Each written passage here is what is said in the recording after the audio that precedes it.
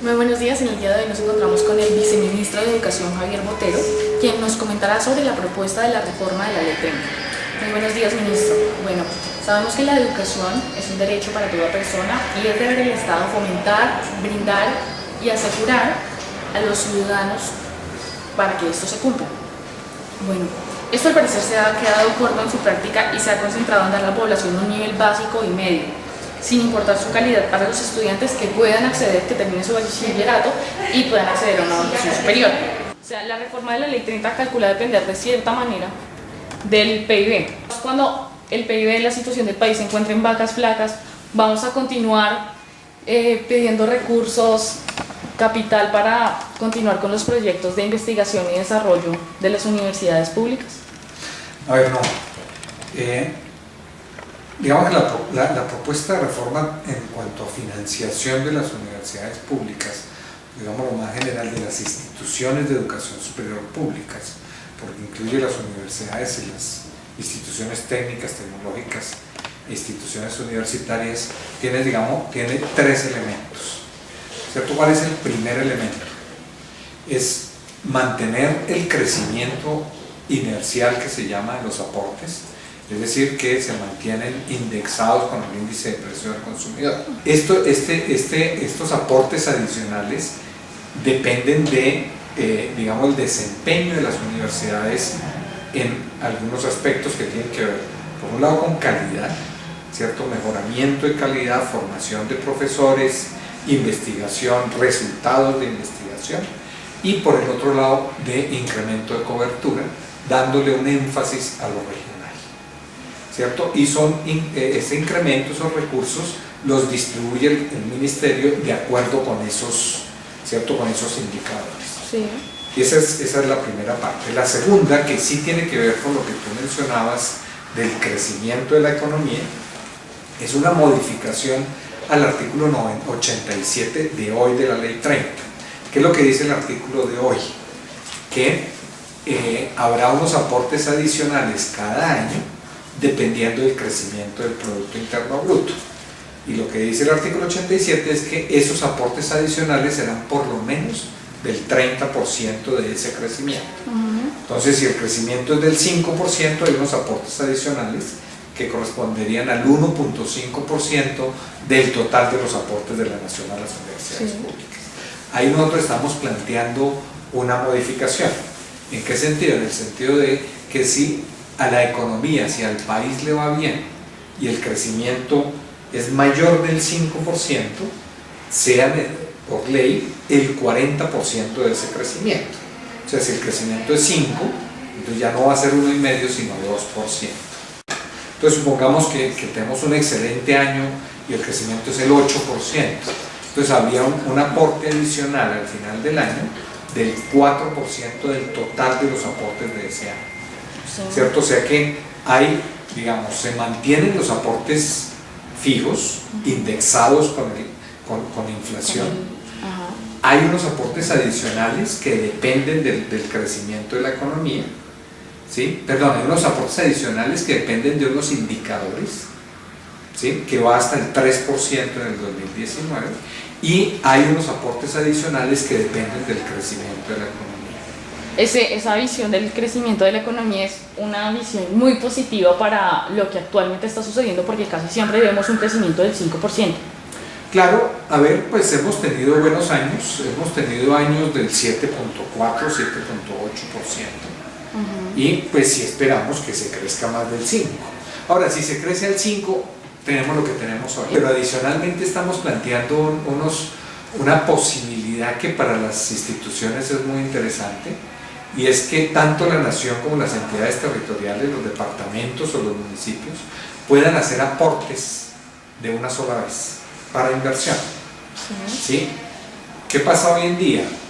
Supongamos pues una universidad de aquí, la Nacional o la Universidad de Cundinamarca, ¿cierto? Si el departamento de Cundinamarca quiere hacer un aporte para construir un edificio en una sede de la Universidad de Cundinamarca y hace el aporte, ese aporte tiene que seguirlo haciendo todos los años. Eso. Lo que estamos planteando es que se puede hacer una sola vez, ¿cierto? Si el departamento de Cundinamarca tiene unos recursos en el 2011, hace el aporte se construye el edificio y el año entrante pues sigue con lo que venía antes, no con ese aporte adicional. En cuanto a la estrategia que se tenía pensada en la relación que va a existir de la universidad pública y el sector privado, han habido varias críticas en cuanto a ello.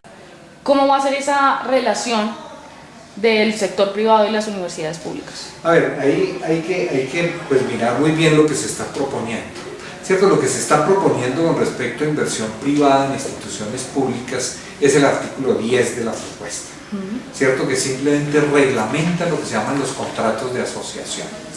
¿Cierto? Y lo que dice es que cómo se haría, cuáles son los elementos que tendría un contrato de asociación y que esos contratos tienen necesariamente que ser para los objetos misionales de la institución.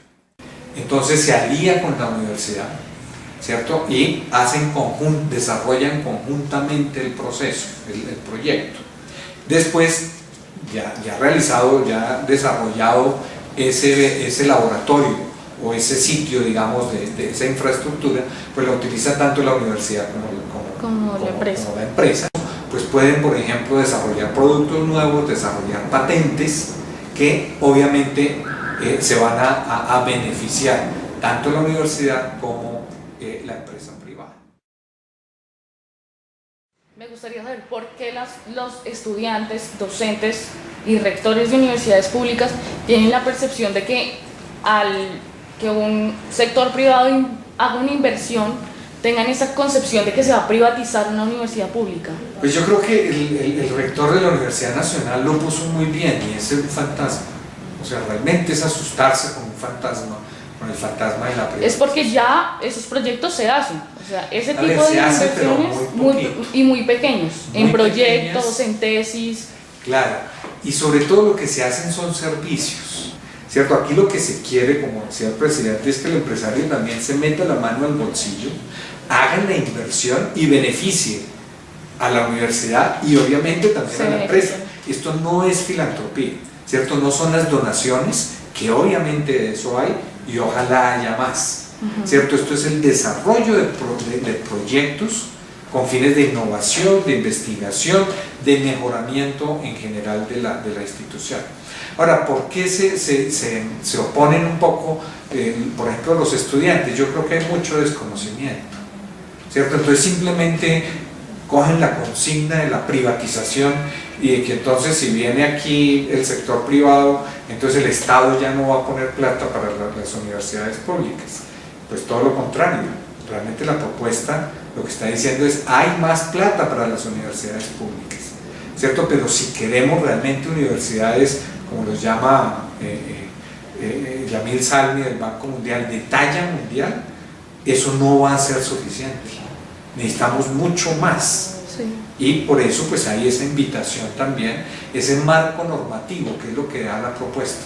Un marco normativo para que esas inversiones se hagan con tranquilidad por parte del funcionario público, del rector y por parte del sector privado. ¿Cómo sería esa inversión del sector privado en cuanto si está invirtiendo tiene que recaudar? Claro. De alguna manera. Claro. ¿Cómo se llevaría a cabo esa transición? ¿Las universidades públicas lo aceptarían? ¿Se ha concertado con los rectores si están de acuerdo con claro, esta en propuesta? eso es de lo que menos se oponen los rectores, porque además ellos lo dicen, pues esto se está haciendo muy tímidamente. Sí. ¿Sí?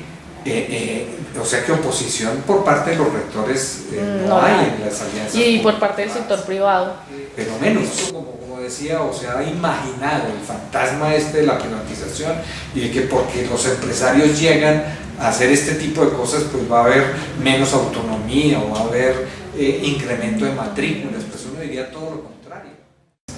Además, una cosa que es bien importante es que el que se haga esto o no depende de la universidad, o sea, será una decisión totalmente autónoma. Perfecto. Bueno, saltemos a otro punto importante que también ha causado conmoción, que es la creación de universidades con ánimo de lucro. Actualmente vemos que hay universidades de garaje que no cumplen con cierto mínimo de calidad. ¿Qué marco tenemos en cuanto a calidad? Claro, a ver, lo primero que hay que decir ahí es que pues Colombia viene realmente mejorando mucho su calidad. A mí el término de universidad de garaje no me gusta. Yo creo que ya no hay universidades de garaje. Realmente para que una institución tenga un programa tiene que obtener el registro calificado. Obtener un registro calificado no es tan fácil. Crear una institución de educación superior hoy no es tan fácil, ¿cierto? Hay que cumplir unas condiciones de calidad, hay todo un sistema de aseguramiento de la calidad.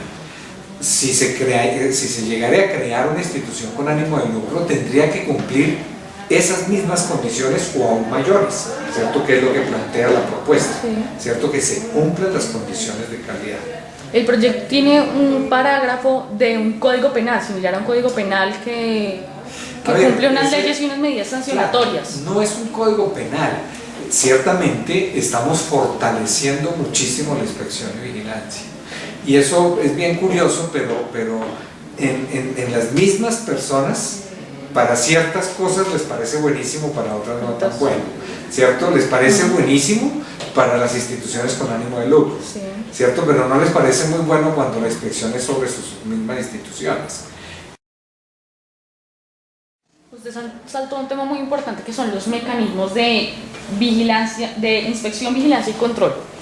Como usted mismo decía, o sea, había como una variación acerca de lo que pensaba la universidad pública, porque aquí ya se está como allanando, como violando la autonomía de la universidad. O sea, muchos tienen como esa percepción de que no quieren que el ministerio venga y les diga cómo orientar sus programas, su ideología, cómo hacer esa transición. Claro, mire, ahí también hay otro fantasma.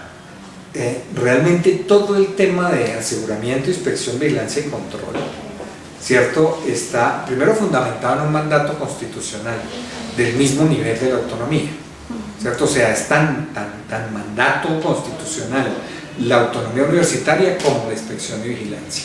Eso por un lado.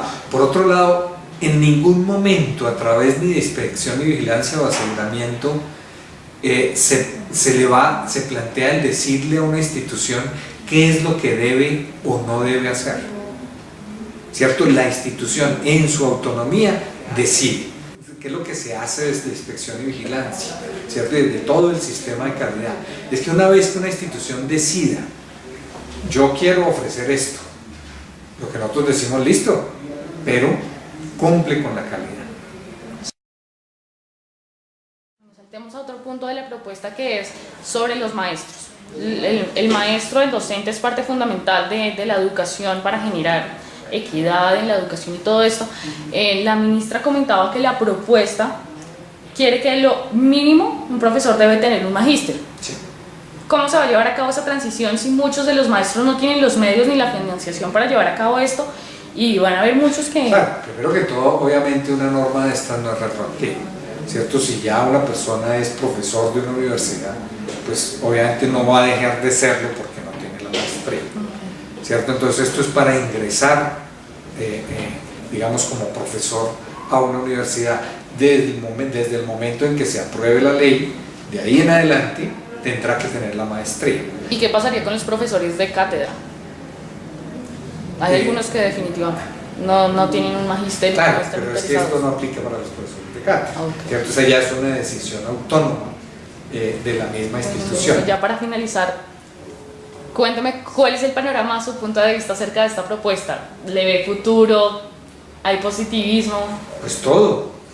O sea, nosotros estamos seguros que no exactamente esta propuesta, ¿cierto? Por eso, pues la estrategia fue del presidente ponerla en discusión, pues precisamente para enriquecerla. Pero estamos plenamente seguros que vamos a llevar al Congreso una excelente propuesta de reforma de la educación superior y que ojalá para el 2012 el país cuente con un marco legal, una ley de la educación superior que nos permita realmente dar el salto que el país tiene que dar en la formación de sus recursos. Viceministro, muy amable, gracias por su tiempo y que esté muy bien.